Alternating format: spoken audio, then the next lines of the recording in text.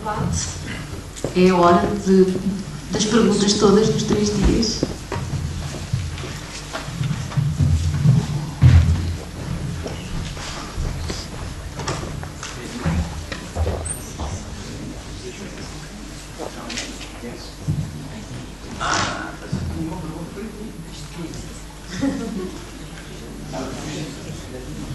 Não, vai. Estou brincando. Estou respondo também. Também. Eu tenho Jorge. Zé, estamos por aqui. Toda a gente, ao ficar perguntas sobre o que vocês fizeram e cada vez, se faz favor,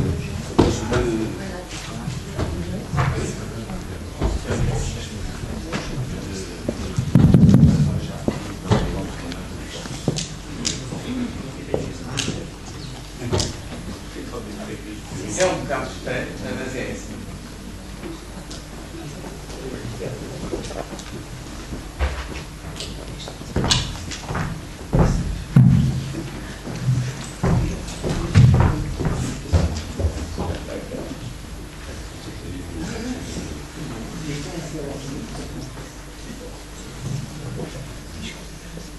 Bom, estamos aqui para não estar dispersos e eu tinha muitas perguntas para pessoas que já cá não estão. Não vou começar, mas vou fazê-las. Espero que venham os primeiros.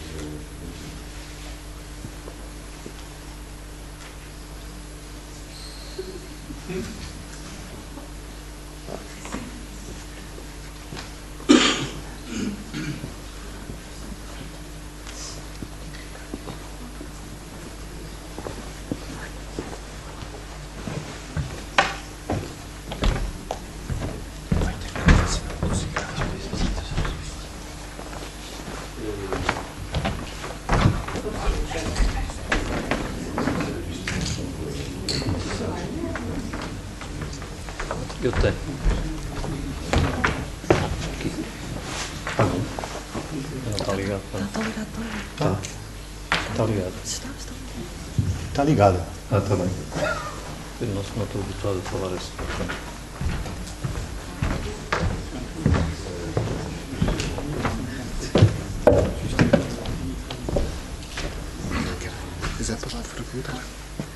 Eu gostaria de colocar uma simples pergunta a Pedro Calapês, abrindo o diálogo ao debate a partir de ontem. Também gostaria de colocar uma pergunta, uma questão a Jorge Martins, mas não está presente, parece. Fugiu. Disseram-me agora. Portanto, a pergunta é simples. O Pedro Calapês falou no atrás da pintura. Não sei se pode confirmar. Sim. No atrás da pintura. Sim. Então, essa questão interessa-me porque, e simples, sem entrar em grandes teorias, não quero. Poderia entrar em certas questões mais teóricas, mas o que me interessa aqui é mais uma questão em termos de experiência da prática no espaço de trabalho, não é? Eu tenho alguma experiência em artes plásticas, mas isso agora não vem para o caso. Era só para dizer que, pronto, isso também me interessa e gostaria de ouvi-lo, não é? Admiro a sua obra. Portanto, em que termos é que esse atrás da pintura, não é? Remete para a questão do corpo e da pintura, do espaço, do fora da pintura, portanto, é uma questão simples, eu não queria complicar muito. E qual é a relação que isso tem com o seu movimento, com o seu modo de estar no espaço, esse atrás da pintura que falou interessou-me. Que não estou a referir-me tanto ao bastidor, ao per-bastidor, não é assim, nem ao atrás, nem ao que está atrás da pintura. Quer dizer, de certa maneira sim, mas eu não queria avançar muito, talvez noutra altura avance, depende. Era uma questão simples, era só isto. Obrigado. É sempre muito difícil refletir sobre o fazer, não é? Sobre sobretudo no meu trabalho, que depende da mão, depende da circunstância de estar de frente de um objeto,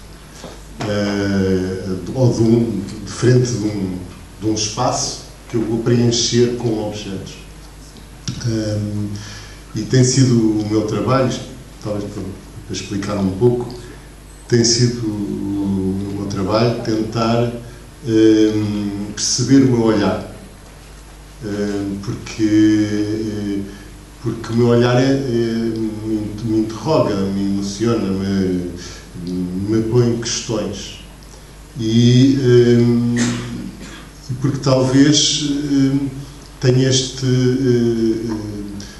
desde o momento em que comecei a trabalhar em pintura, as questões que se me puseram foram sempre de qual a minha relação, qual a minha posição relativamente ao espaço que me envolvia.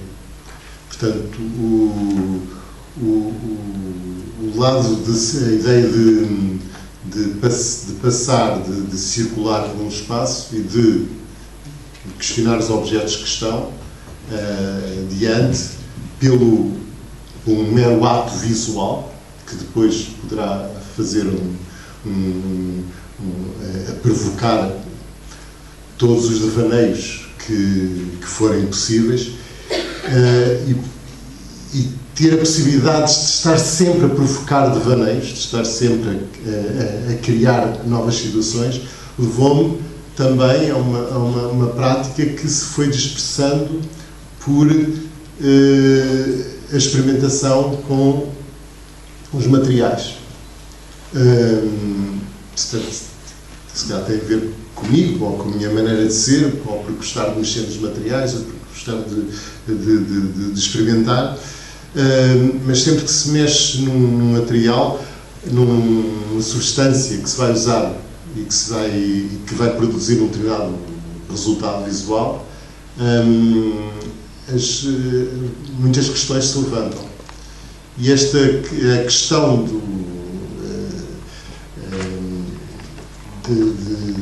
que está por trás das coisas, que é uma questão que se põe ao computador. O computador tem um suporte e vai lá pôr coisas em cima, no caso da pintura.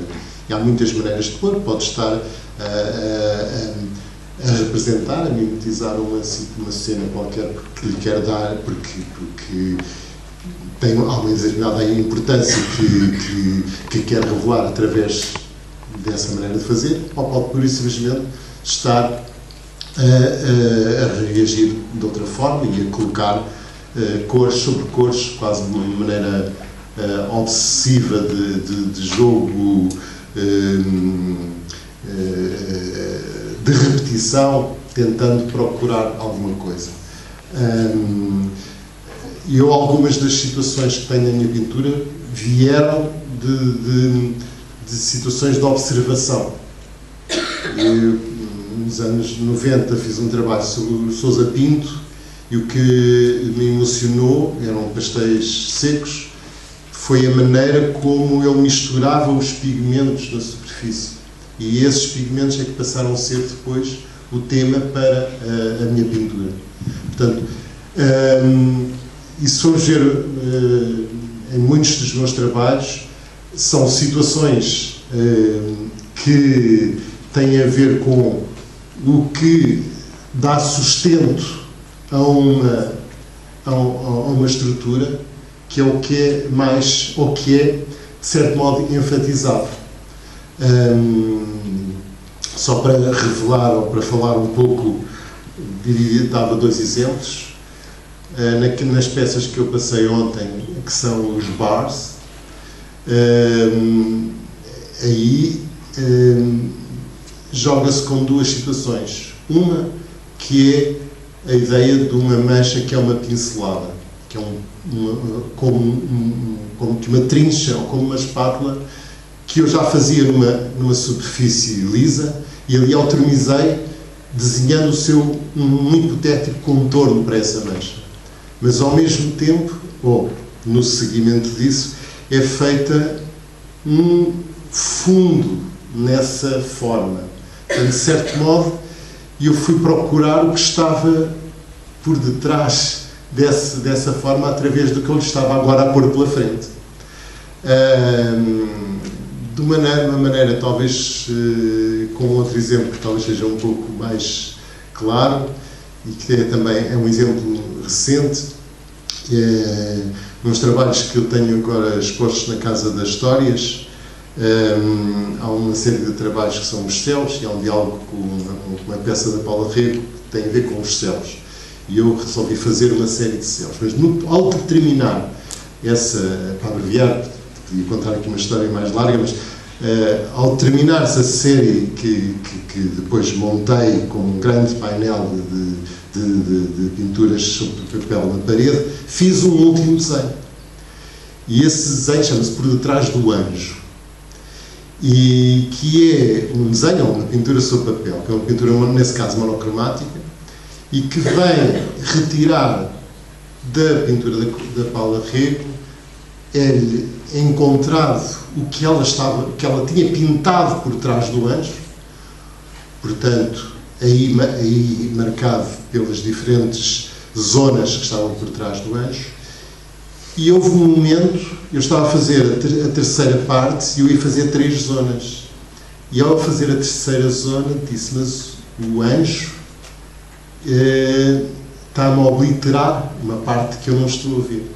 E, portanto, eu nesse momento retirei o anjo e ficou como que uma sombra que não era sombra, porque a sombra, neste caso, ficou branca em vez de ficar escura. Portanto, o meu processo de trabalho passa por estes jogos entre as camadas, entre o que está por frente e o que está por trás, e muitas das decisões que são tomadas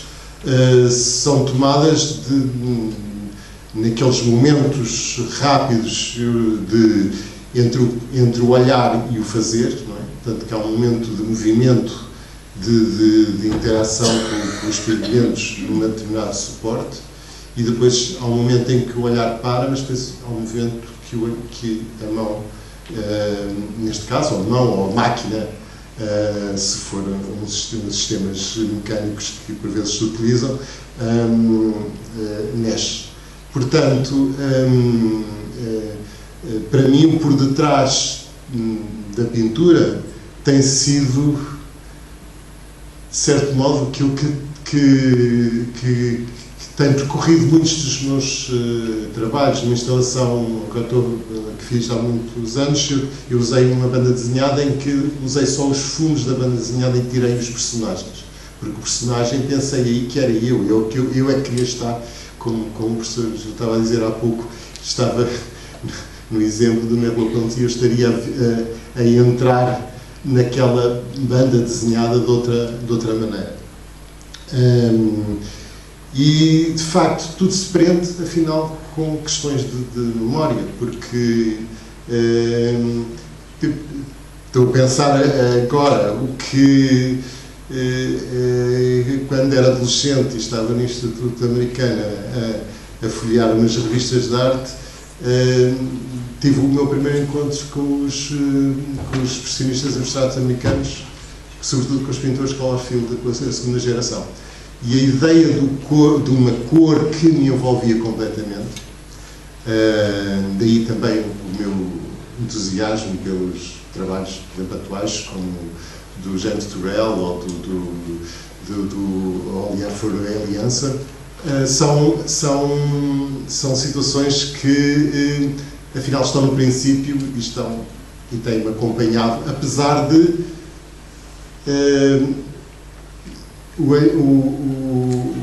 eu ter experimentado tantos suportes diferentes, tantas maneiras de os tratar.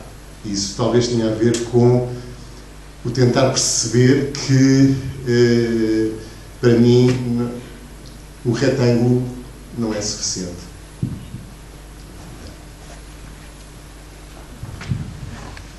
Não sei se espero. Alors du coup, j'ai tout vu, c'était pas vrai, et j'ai relevé des moments forts de ce que moi je trouve fort personnellement. Donc j'ai relevé un rapport donc sur le corps total, chair esprit. J'ai relevé l'idée d'écouter autrement. J'ai relevé aussi l'idée que le corps dans l'art c'était aussi l'extension du corps. Je suis pas tout à fait d'accord avec vous sur l'interprétation de Facebook, et je le vois plutôt comme un hypercortex web, et au contraire une transformation collective du cerveau humain, une représentation collective du cerveau humain par le fait qu'on soit tous derrière cette machine. Et du coup, quand vous parlez du reflet des forces, soit c'est vous, monsieur Gilles, tout ça, ça me fait penser à un auteur des années 50, 60, qui est Monsieur McLuhan, sur donc la transmission du message, the medium is the message. Et donc la question que je pose du coup par rapport à l'art, c'est est-ce que cette formule s'appliquerait aussi à l'art? Et du coup, l'art serait-il en lui-même simplement un corpus de messages qui serait du coup l'extension d'un corps, alors un message doux, soit un message spirituel du corps lui-même.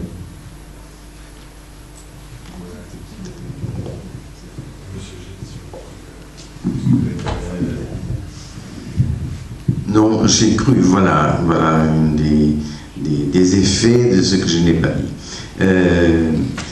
Pas du tout, ce n'est pas du tout ça. Pour moi, enfin, parce que je ne me suis pas explicité. D'abord, il n'y a pas communication d'information. L'artiste ne veut pas informer, ne veut pas mettre. Il y aura de l'information, mais c'est pas ça qui intéresse. C'est pas ça qui se joue. Donc, d'autre part, ce n'est pas une extension du corps. Je n'ai pas parlé d'extension du corps.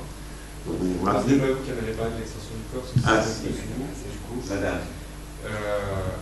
En fait, j'ai essayé de résumer les mots-clés de chaque intervention. Et j'ai relevé ces mots-clés. J'ai relevé ces mots-clés, alors peut-être qu'ils n'ont qu'un rapport, et j'interprète peut-être sans doute mal en les rassemblant, mais j'ai pas pu m'empêcher de fonctionner comme ça, de relever des mots qui se ressemblent et des concepts qui se ressemblent, qui, sortis de leur contexte de chacune de vos interventions, évidemment, perdent le sens que vous vouliez y donner au départ, sans doute.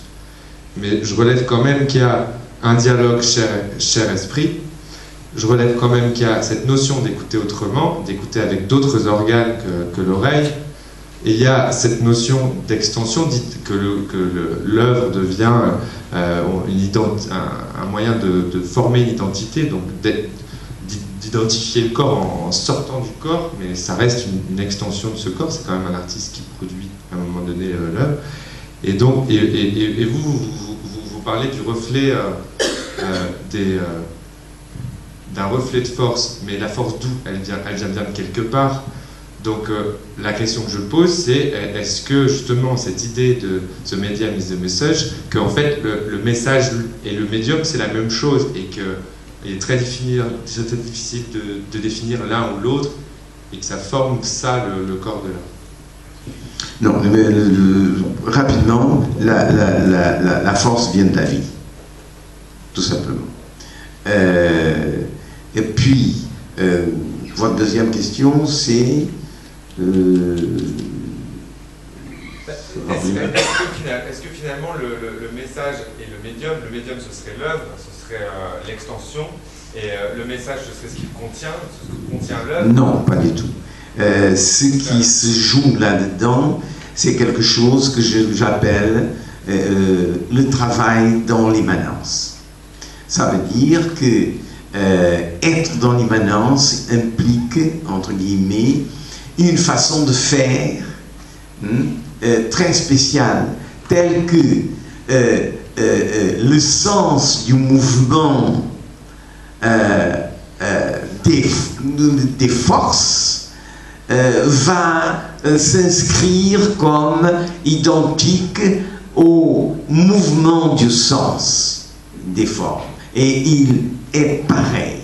Et seulement dans l'immanence, quand je suis dans un plan d'immanence, cela peut se faire. Et c'est ça ce que fait l'artiste. Alors, comment vous expliquez ça? Ça, ce n'est... Oui. Vous dites non, mais j'ai l'impression que vous confirmez, vous dites oui.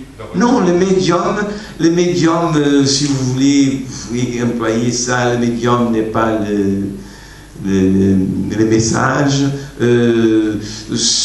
Si vous voulez, parce que c'est le message que je n'aime pas.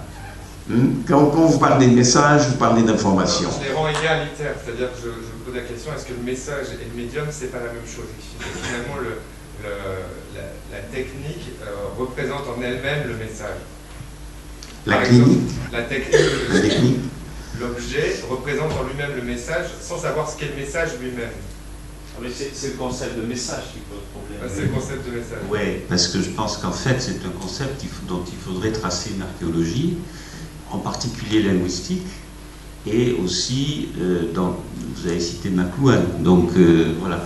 Mais il y a aussi le fait que qui dit message dit discours dit intentionnalité du discours, etc. Or, on a bien compris, me semble-t-il, depuis 3 jours, que même si nous avons eu affaire à la présentation d'un certain nombre de réflexions théoriques et à la présentation d'un certain nombre de travaux pratiques, en quelque sorte, d'artistes, ni dans les discours qui ont présenté ces réflexions théoriques, ni dans les communications des artistes, je n'ai eu la sensation qu'il y avait la volonté de transmettre un message intentionnel.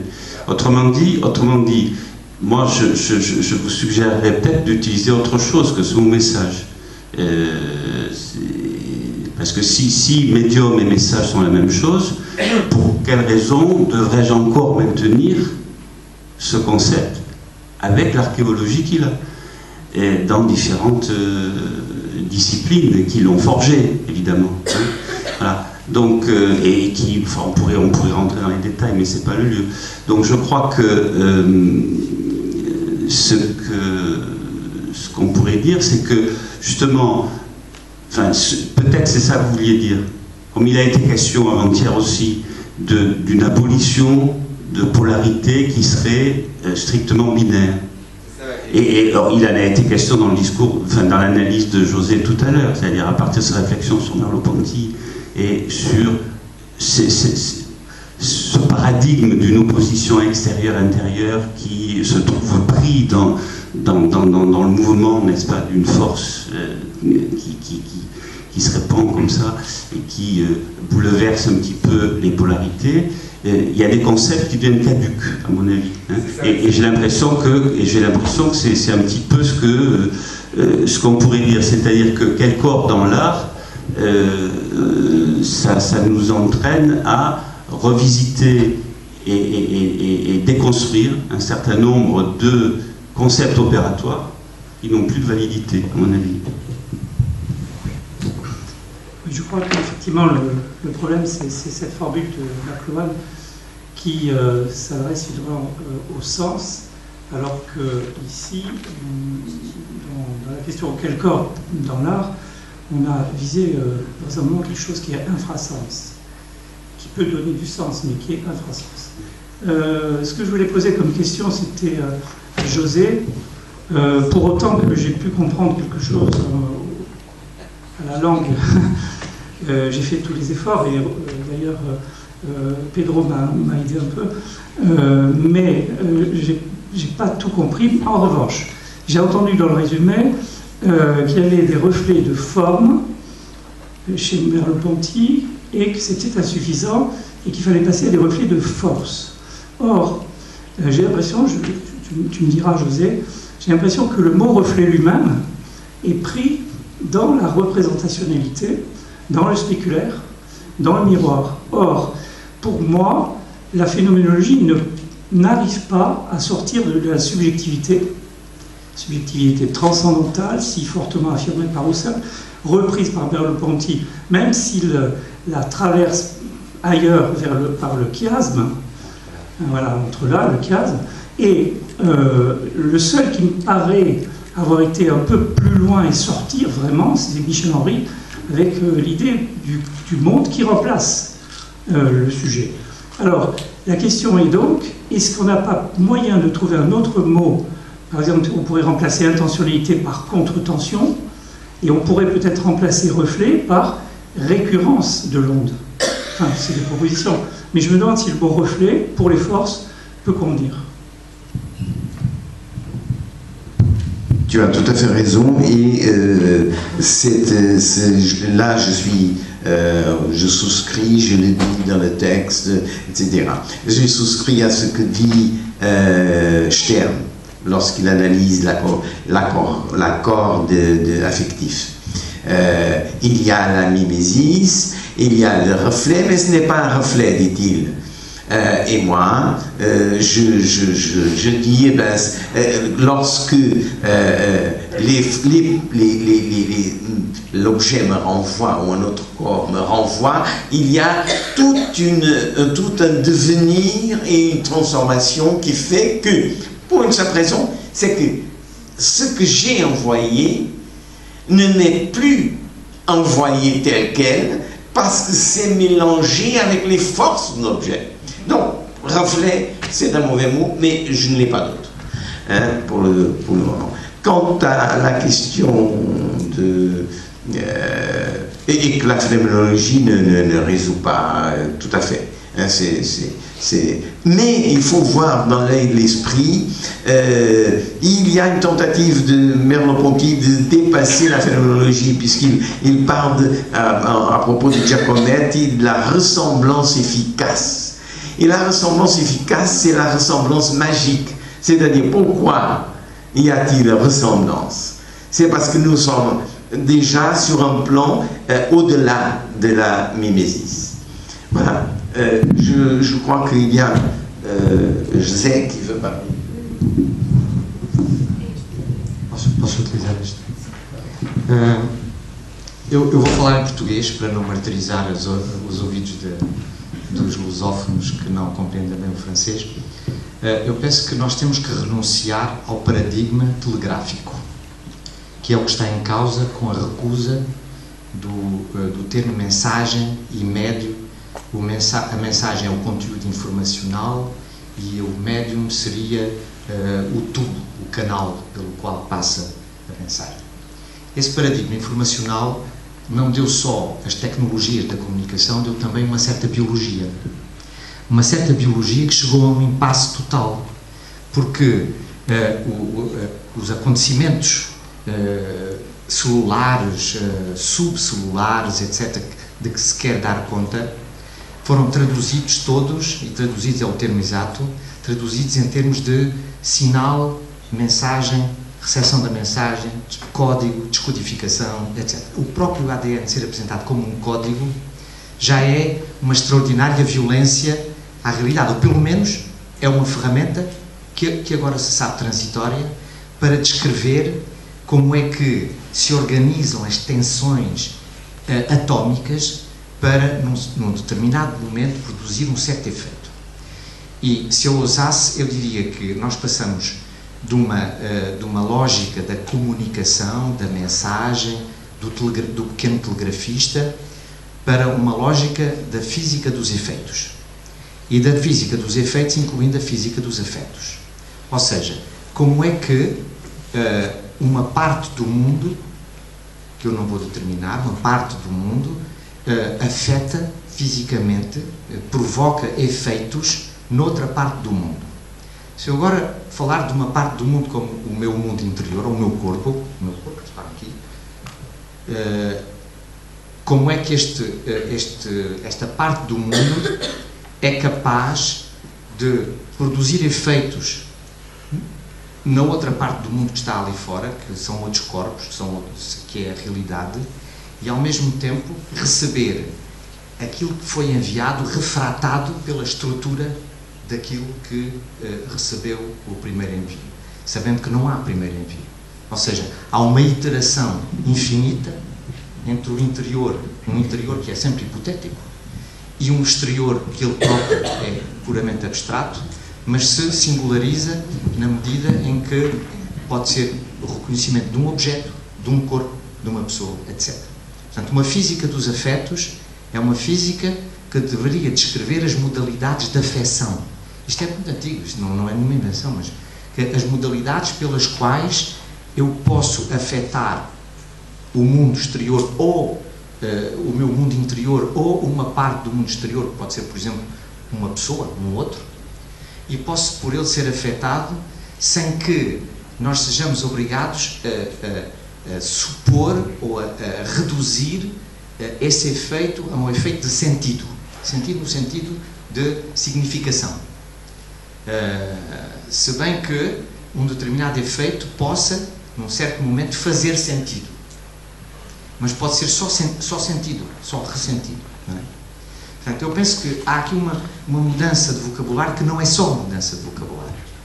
Nós temos que abandonar o paradigma telegrafista para termos para entrarmos numa física das afecções que seja tão séria quanto a física das partículas. E eu acho que a minha leitura, certamente muito incompleta, do pensamento do José Gil é justa. Eu não diria isto, ele já está aqui para me desmentir, mas é algo que tem que ver com uma objetivação dos efeitos produzidos pelos diferentes atores, ou eu não diria atores, também diria actantes, num determinado mundo, entre eles com as modificações que a refração, porque refração quer dizer reenvio transformado pela estrutura do que envia, e que nos projeta, de facto, para uma epistemologia completamente diferente daquilo que é a relação com o mundo, a relação com o outro, com uma visão da relação entre aquilo que no meu interior já é o exterior, como dizia o Zé Gil, ou aquilo que no exterior já é o meu interior. Penso que, de facto, há aqui uma mudança epistemológica que é difícil de desenvolver, de particularizar, de tornar mais técnica, mas que é, de facto, uma mudança, uma mudança radical de pensamento. Oui, et moi j'aurais voulu mettre un point souligné que pour moi le corps c'est quelque chose qui est quand même qui apporte des signes et qui apporte un faire, où je reprends bien sûr ce qui vient d'être dit et qui commence à se construire sur ce concept de force et de son retour renouvelé. Je voulais dire que pour moi les signes du corps, ce ne sont pas forcément les signes du langage, les signes des mots. Ils ne sont pas moins importants. Les signes du corps sont au moins aussi importants que les mots, et peut-être même parfois plus. Et que le corps essaye, le corps apprend, le corps construit, le corps ne cesse de se relayer, de se composer, de se recomposer, comme une interface avec d'autres interfaces. Je parle d'interface au sens vraiment de ce que, par exemple, j'ai ressenti avec les dispositifs, par exemple, qui propagent le son. Et le son, on peut dire que c'est de l'information, mais en même temps, c'est quelque chose qu'on doit complexement sentir, situer, reproduire, enfin, beaucoup de choses. Et donc, ce que je veux dire, c'est que le langage, s'il y a des actes de langage qui se composent avec des actes de corps, avec des états de corps, avec des forces qui passent par un savoir, une connaissance qui se construit au niveau du corps, l'art en parle. Je crois que l'art parle de cette dimension qui n'est pas la réduction, la difficulté de tout faire passer par le langage et par les mots. Donc la question aussi du message, c'est peut-être ça c'est que le discours ne se suffit pas. Il faut, on voit bien, il faut, pour que quelque chose passe, alors vous avez raison, on peut dire message, mais si on ne dit pas message, on va dire que il se passe quelque chose et qu'on le reçoit et qu'on est touché par cette chose-là.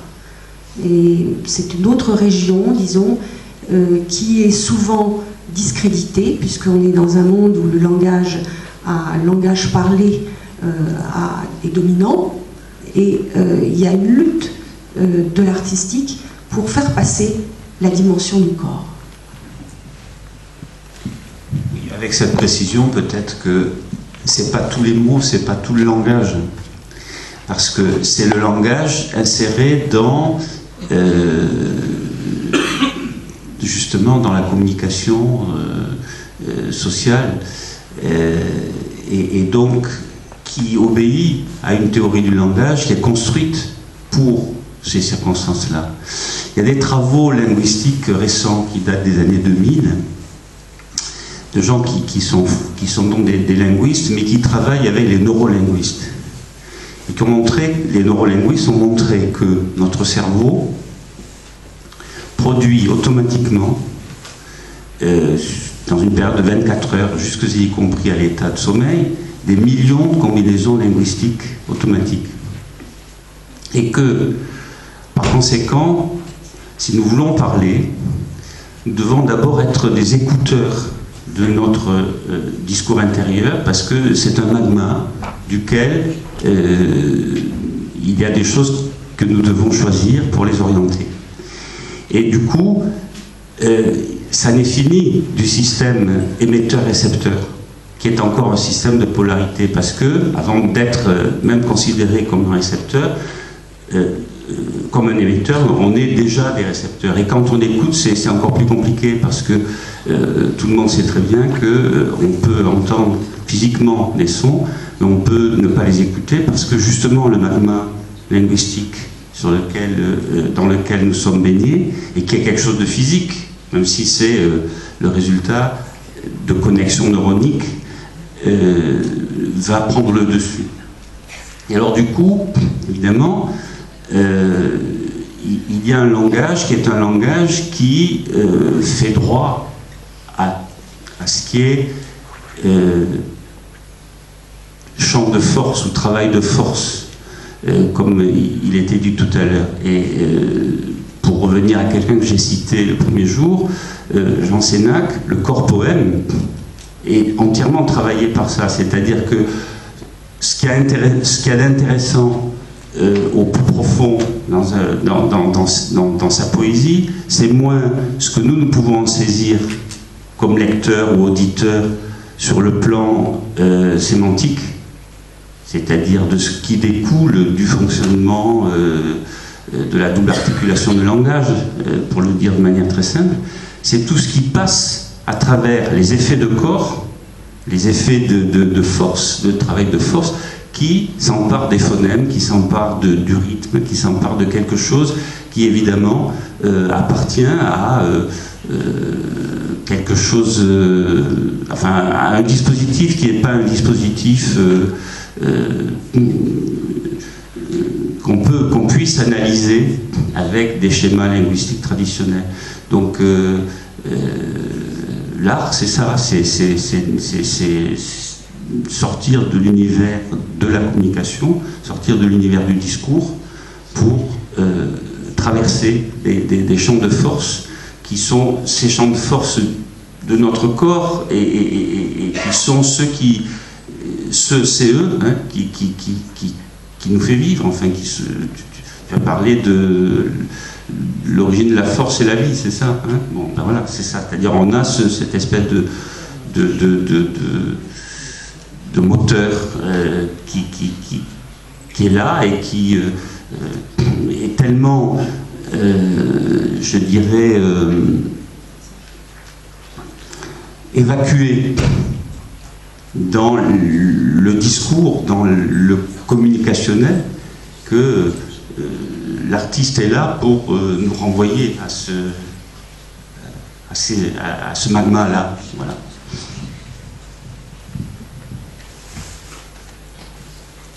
Eu gostaria de fazer uma pergunta mais diretamente ao professor José Gil. Primeiro, eu queria agradecer porque é um presente ter esse time diante, né, de todos nós aqui e com tudo que foi falado nesses 3 dias. Vou tentar ver se eu consigo fazer uma pergunta mais objetiva. Quando a Francesca falou que a arte que fala a nossa língua, eu acho que isso dá uma certa tranquilidade, porque a gente pensa na arte enquanto um espelhamento de tudo que nos move, né? E nesse sentido, quando Deleuze fala que a arte é o que resiste, né, resiste inclusive ao sistema, aos modelos, e eu fico pensando que há hoje em dia uma certa tendência a um esquecimento e uma dissolução das formas na cena, principalmente, né, na dança, principalmente, que é um pouco onde eu atuo mais.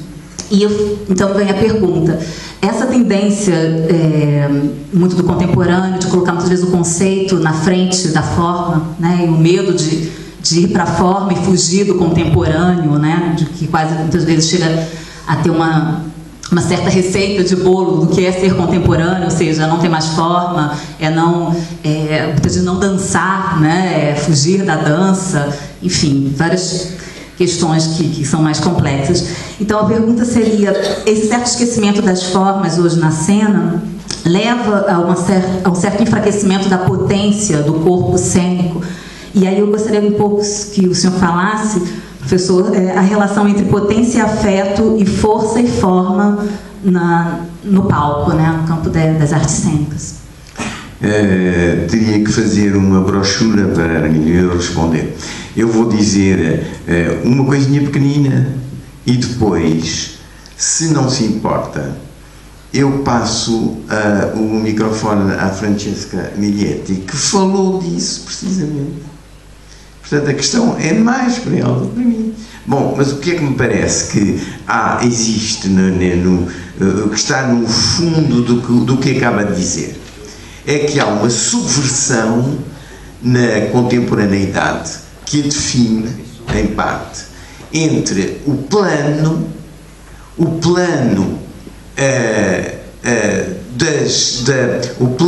da consistência das imagens, por exemplo, na televisão, e a produção da energia dos produtos, das imagens elas próprias. Quer dizer, para quem falou no plano de imanência foi Deleuze. Ele disse: o plano de imanência é zero, não tem energia zero para que os seus órgãos tenham energia máxima. Ora, o que é que nós vemos através da arte contemporânea e na nossa experiência? É que há uma inversão da ordem de subordinação. O plano agora está cheio de energia, passa a toda a velocidade, homogeneiza as imagens todas, e as imagens, e em particular as imagens dos corpos, esvaziam-se. Vê na arte contemporânea corpos esvaziados, ou corpos, caricaturas de corpos fazendo bodybuilding ou outra coisa assim. Isto é o que está, é o substrato do que me parece dizer. Mas quem fala melhor do que eu, quem dirá melhor do que eu, e tem... è Francesca. Il dibattito di una qualsiasi conferenza o convegno è la parte più faticosa. Uno, perché è un'aggiunta di lavoro, perché di solito vengono sempre chieste delle cose di cui non si è parlato. Due, perché in realtà non è un dibattito. Allora, il corpo senza organi di Deleuze è già una elaborazione di arrivo al punto, di una rappresentazione, di un'opera di Artaud. Il problema è che noi non distinguiamo mai che cos'è il linguaggio, che cos'è la poesia, che cos'è una formula matematica, che cos'è niente. Il famoso corpo senza organi di Artaud è una meravigliosa lite con Dio. Per farla finita col giudizio di Dio di Artaud, inizia con questa grandissima arrabbiatura di Artaud che litiga con Dio perché Dio si è tenuto lo spirito e lo spirito non si ammala, non puzza, non ha necessità, e a noi ci ha lasciato il corpo, ed è molto arrabbiato di questo Artaud. Qual è il discorso di tutto questo? E comunque stiamo parlando di cose che raccontano un altro tempo. Noi parliamo sempre di cose che raccontano un altro tempo. La difficoltà è quello di vedere che cosa sta succedendo. Il corpo è... Ma quando mai l'arte non si è occupata del corpo? Chiunque si occupa di vita, di morte, di amore, di sesso, dei grandi misteri, si occupa di corpo. Perché è il luogo dove tutto ciò viene rappresentato. Viene rappresentato con la gioventù, con la vecchiaia, con la malattia, con l'onnipotenza, con tutte queste cose qui. Allora, l'ingenuità a volte è quella di pensare che noi sappiamo che cos'è l'arte. E, anzi, peggio, noi abbiamo un'idea preconcetta dell'arte. C'è una formula molto banale: l'arte è quella che fanno gli artisti, punto. A partire da questo il nostro problema dovrebbe essere quello di capire perché dagli anni 90 sistematicamente, potentemente, in tutte le sue rappresentazioni, dovunque c'è una manifestazione, il problema del corpo è molto forte. Ed è un pretesto, ribadisco, secondo me è un pretesto per l'identità, è un pretesto per il cambiamento, è una sorta di attaccamento al concetto di umano, è molto forte, ma si continuano a usare espressioni tipo post-human, arte estrema, ma che cosa c'è di più estremo di un'opera di Caravaggio che decide di rappresentare la Madonna con una prostituta nota a tutti come tale, perché solo lei poteva essere per lui la Madonna. Che cosa c'è di più estremo di un contemporaneo di Michelangelo che sa che il Cristo giudice è il fidanzato di Michelangelo e tutti a Firenze sapevano, ed è lui che giudica. E noi parliamo di scandalo oggi? Nessuno scandalo. Coscienza, tutto quello che sistematicamente viene cambiato. Il messaggio è il medium, diceva Marshall McLuhan, e Derek de Kerckhove, che come lei sa è l'allievo prediletto del direttore del centro Marshall McLuhan, incomincia a pensare che il problema forse è che non si incomincia a non distinguere più qual è il messaggio dal medium. Di quale medium parliamo? Quando parliamo di corpo, di quale corpo parliamo? Di quello dello spettacolo, di quello assente, di quello della malattia, di quello dell'accanimento terapeutico, di quello che non può decidere nulla. L'identità e il corpo ci appartiene solo se siamo sani e ricchi o comunque autonomi, perché in qualsiasi struttura, e questo già ci aveva raccontato molti anni fa Foucault, il corpo smette di appartenere a chi lo porta in giro. Chiunque in qualsiasi ospedale decide il tipo di cura, gli orari dei pasti, qual è la dieta, gli orari dell'affettività. Qualche anno fa c'è stata un'indagine molto affascinante in Italia, in un libro di Renato Curcio, per una strana sommossa che hanno fatto i detenuti contro i carcerieri. I detenuti in carcere hanno incominciato a giocare a pallone e a fare ginnastica, per cui avevano questi corpi sempre più asciutti, perfetti.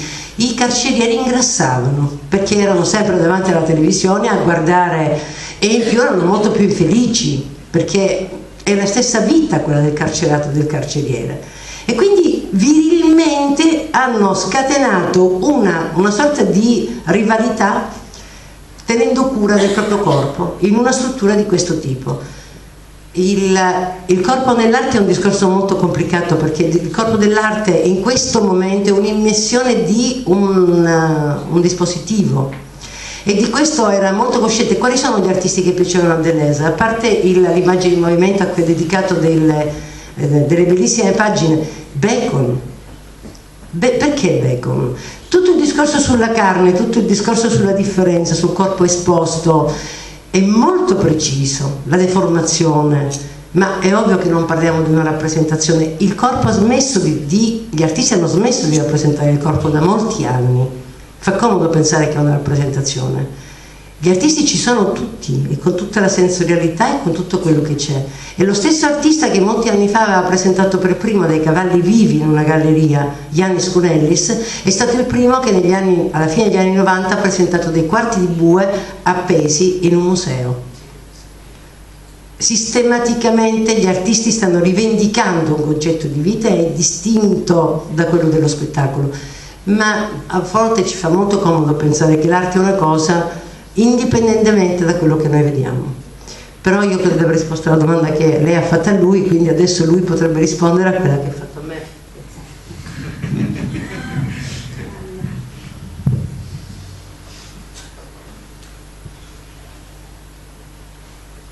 Bene, è stato bellissimo.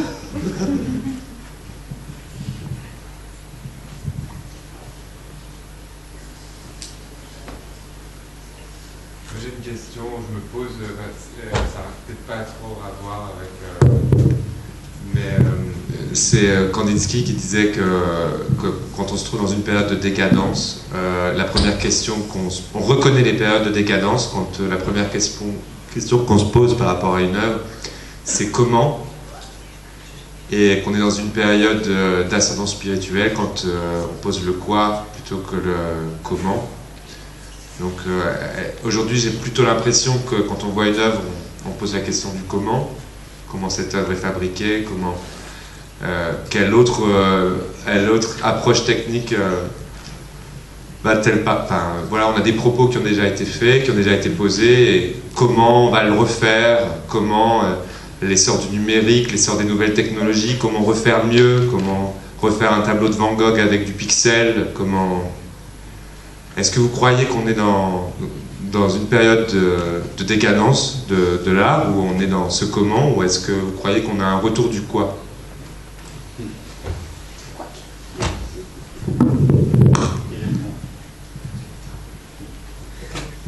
Comunque è sempre più difficile, così come immaginavamo negli anni 60 che nel 2000 mangiavamo pillole, invece non è così. Negli anni 60 si immaginava un'arte tecnologica alla fine, man mano che andava avanti. C'è una cosa molto affascinante, in tutti i film di fantascienza non ci sono opere d'arte, ma non perché non ci saranno opere nel futuro, perché è difficile immaginarne, e quindi non c'è stata questa invadenza tecnologica all'interno del mondo dell'arte, ma anche perché secondo me noi abbiamo un concetto molto ingenuo di tecnologia. La tecnologia è quella droga che danno ai soldati per mandarli in Iran. La tecnologia è quella di rappresentare il mondo come un videogioco, quindi si spara tranquillamente perché uno pensa di giocare. La tecnologia sono tutte le malattie che hanno i soldati che tornano dopo un anno nelle famose missioni di pace. Noi abbiamo un'idea ingenua della tecnologia, della rappresentazione, molto ingenua. Il mondo è la gestione del potere, il potere è molto più avanti di questo, per cui la tecnologia incarnata, il Viagra è una tecnologia. Noi immaginiamo sempre la tecnologia come qualcosa di elettrico, qualcosa che ha a che fare con la visibilità. Non è così. La tecnologia è un modo diverso di far pensare, di incidere di provocare ansie, di provocare paura, di instillare tutta una serie di cose. Questa è la tecnologia. Per cui questa divisione è patetico quello che pensa di essere moderno perché sa usare l'iPhone. Fa ridere, moltissimo, perché non si è avanti o indietro rispetto all'uso di uno strumento. Non è che la casalinga che usa il forno a microonde è più potente e evoluta di quella che usa il forno a gas o che cuoce per strada. È molto ingenuo ed è anche molto funzionale. Comunque io continuo a non rispondere a nessuna domanda, un po' perché capisco poco e due perché secondo me la maggior parte delle domande dei partecipanti a convegni di questo tipo in realtà non sono domande, sono questioni, e spesso sono più interessanti le domande che le risposte, quindi forse è meglio se collezioniamo un po' di domande invece di continuare a rispondere.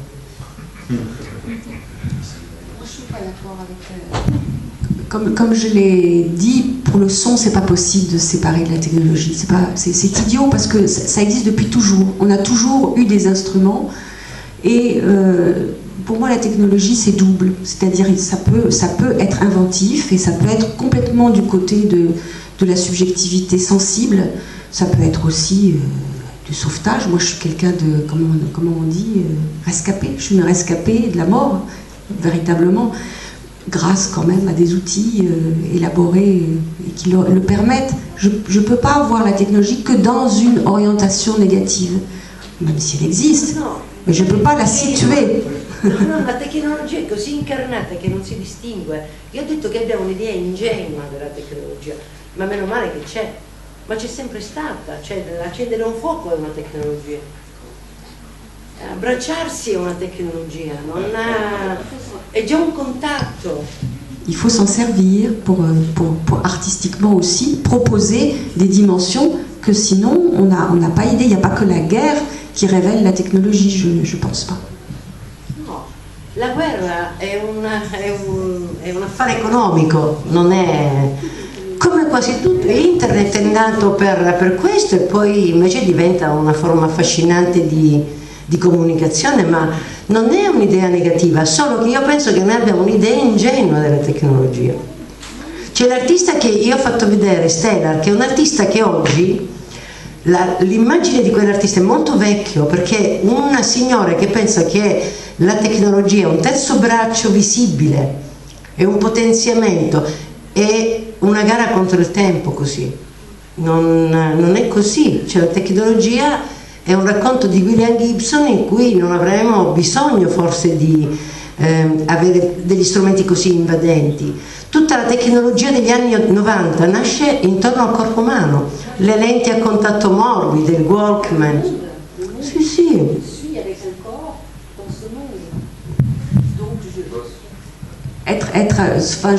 Si on pose la question de qu'est-ce qu'un artiste peut faire par rapport au corps, au pluriel, à tous les corps, au corps que nous avons, mais au corps que nous côtoyons, au corps avec lesquels nous avons affaire.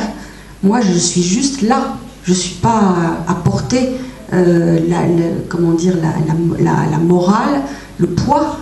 Je suis pas, comme Nietzsche disait, je ne porte pas le poids sur mes épaules. Sinon, je ne peux plus inventer. Je suis soumise à la destinée négative, qui est une vision du monde. Une vision du monde négative, c'est quelque chose qui a toujours existé.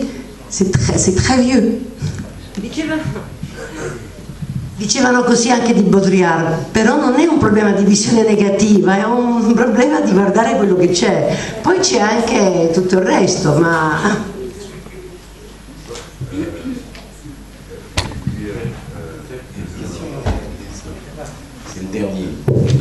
Exato.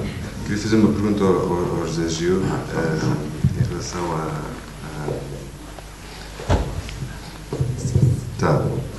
em relação a essa passagem do corpo espelho de forças para o corpo sem órgãos e de alguma maneira eu sinto que há nessa passagem uma espécie de colapso eu nem sei se isto é uma pergunta, mas quer dizer, de alguma maneira pensar consigo isso, que essa interioridade que em relação ao corpo espelho de forças, essa interioridade que realmente tem o exterior inscrito em si, na sua carne, etc., que na passagem para o corpo sem órgãos há um colapso, uma espécie de colapso dessa interioridade, de alguma maneira se abre outro tipo de interioridade, que de alguma maneira o outro tipo de interioridade e outro tipo de exterioridade na passagem de uma coisa para a outra, quer dizer, pareceu-me que não sei, talvez erradamente, não sei, quer dizer, mas pareceu-me que o que dizia, ou que eu estava a falar, que há uma espécie de outro tipo de exterioridade que se abre, que uma certa reversibilidade, um reverter dessa interioridade num outro tipo de exterioridade,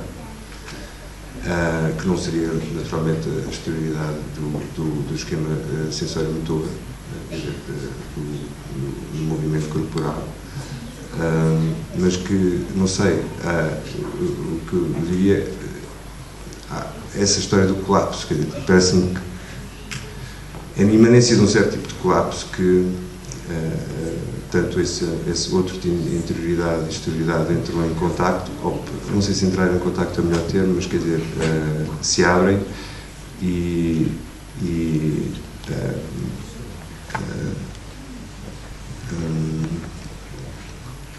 que não sei se é isso que pensa como gênese, quer dizer, esse momento de passagem de uma coisa para a outra, o ponto de gênese de imagem. Não.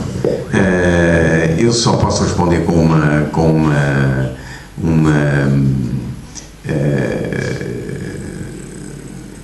frase de Deleuze.